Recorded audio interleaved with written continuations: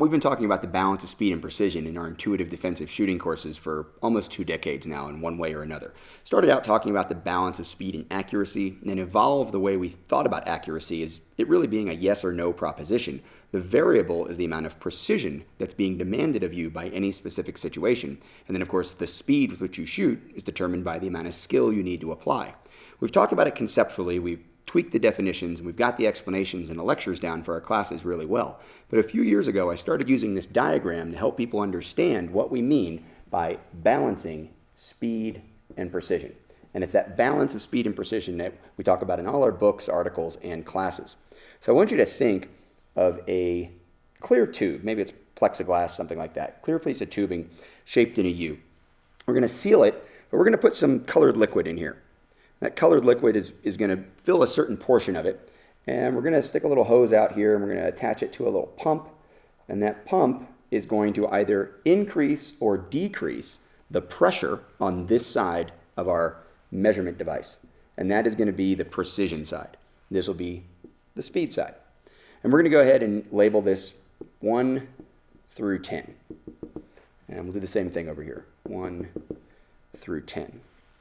I want you to think of a situation where you have a very high level of precision necessary. Maybe a family member has been grabbed at a public space, there's a knife to his or her throat, you've got people screaming, moving all around, the bad guy may be trying to abduct that person, and you're 15, 20 feet away. It's a relatively high level of skill required for the application of being able to take that headshot in that environment.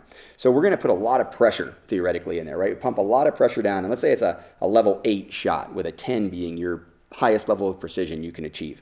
Well, when we go to level 8, that's going to push this liquid down so that it comes up higher on this side and gets to a level 2. In this case, this represents your balance of speed and precision.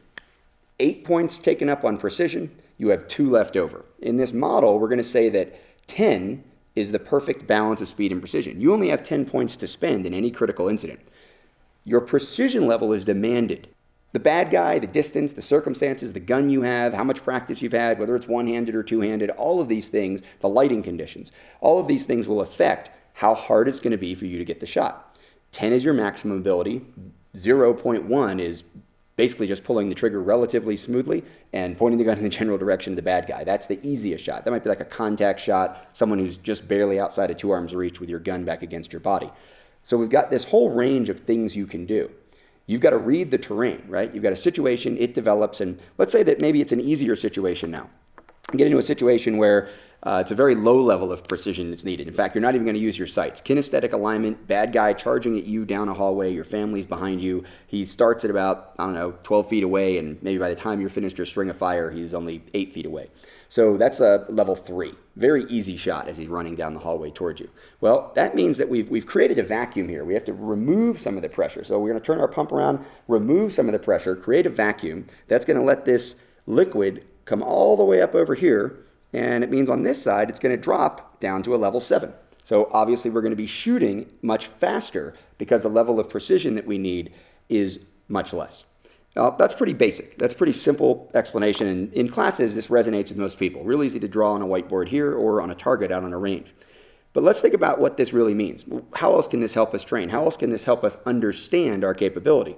Well, what would it represent if you had a shot that was beyond your capability, right? What would a 13 be?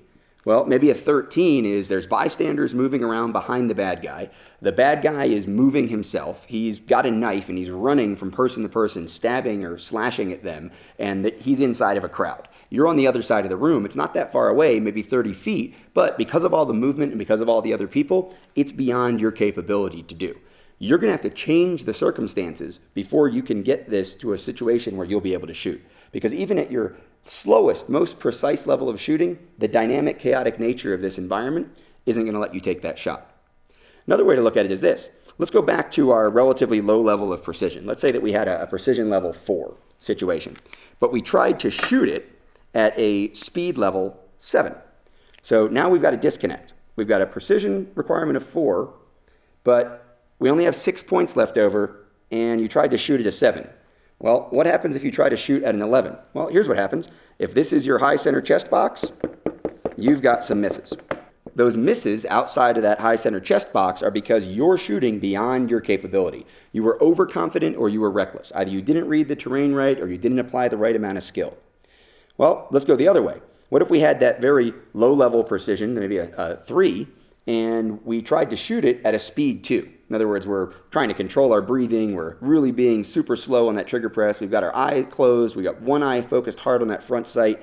And we're taking a shot that might be a chest shot on a static target holding a gun about to shoot a friend of ours across the room 10, 12 feet away. Relatively low level of precision, but we're treating it like we're shooting a 50-yard golf ball shot, right? What's going to happen? Well, we're only spending 5 points. So if we were to shoot a string of fire in that condition, well, what's our target going to look like? All we needed to do was get those 3 or 4 shots into his chest, but instead, we would be putting all of those shots, particularly in that practice environment, probably not in a real environment, all into like a 1-inch group.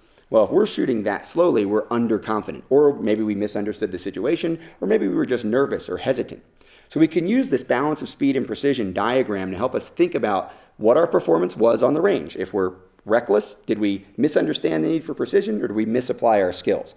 If we have too tight a group, are we misunderstanding the need for precision, or are we just being underconfident and not being assertive enough in the application of our skills? Hopefully this diagram makes sense to you. Hopefully it helps you think about the balance of speed and precision in a different way. I know a lot of our students have found it very helpful. Regardless, the balance of speed and precision is one of the most important fundamental concepts in understanding the application of defensive shooting skills, all the way from your highest level of ability to your fastest possible shooting. Learn more all over personaldefensenetwork.com. We've got videos and articles going back over a decade talking about this concept.